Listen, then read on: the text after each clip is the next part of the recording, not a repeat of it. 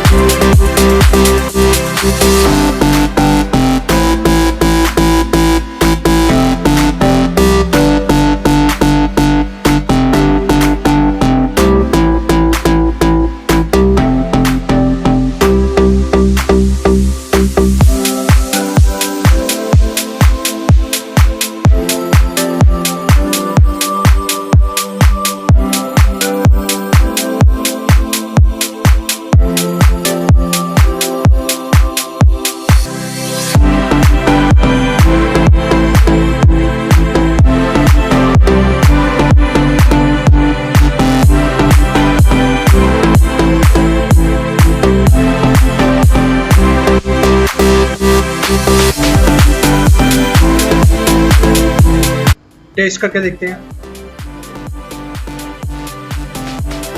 बहुत टेस्टी है। Okay report. अगर आपको हमारी वीडियो अच्छी लगी तो हमारे चैनल को लाइक कीजिए, सब्सक्राइब कीजिए, और अगर आपको कुछ पूछना है तो हमको कमेंट कीजिए। मैं कोशिश करूंगा जल्द से जल्द रिप्लाई करने की। अभी हम चलते हैं, फिर आएंगे हम नई वीडियो के साथ। तब तक के लिए बाय।